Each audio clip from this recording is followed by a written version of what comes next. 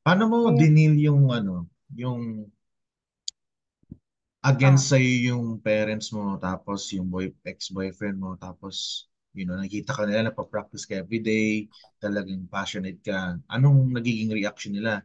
Like, uh, do they, parang, they have grown to like and accept that as well? Or do you think parang talagang against sila all the way? Ano nangyayari? Or how is it now? Kumbaga, paano na yung journey mo with them? actually, pag sa parents naman, hindi naman naging mahirap talaga. Ang ano Mm. ko kasi, hindi kasi ako nagsasabi. Parang, nagpapaalam naman ako kung saan ako pupunta. Mm. Pero, ayun nga, um, parang hindi ko sinasabi na may gagawin ako isang bagay. Lalo-lalo na with it Mm. comes in skating.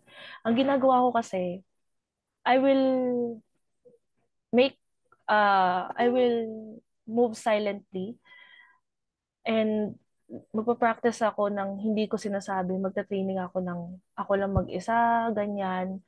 And I will let the result will be the the teller or Mm. kumbaga parang hayaan ko na lang yung result na magsabi sa kanila na na hindi nyo ko ay pag di nila ako pinayagan nung una, parang pinapakita ko na lang through actions na kaya kong gawin to. Ganun. Mas Mm. mas ako dun sa part na kasi there are there, there are times kasi na pag once na meron ako kasing isang gustong gawin, kapag ka sinabi ko lalo-lalo sa parents ko, lagi silang may doubt. Gano'n na parang, Mm. gagawin mo yan, mag-i-skate ka? Hindi ka ba baka naman madisgrasya ka diyan. May mga gano'ng part Mm. na parang Oo. ayokong makaano sa lahat. Kumbaga parang hindrances dun sa goal Mm. ko. Kaya ang Mm. ginagawa ko, instead of telling them at first, ginagawa ko muna siya ginagawa ko muna to bago ko sabihin.